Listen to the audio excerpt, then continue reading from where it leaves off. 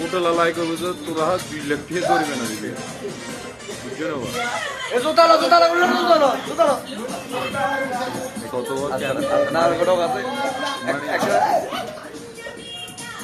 acting dog আছে না আছে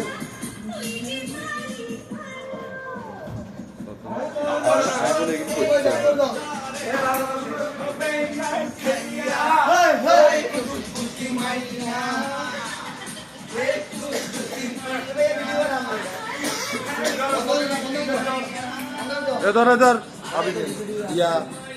আর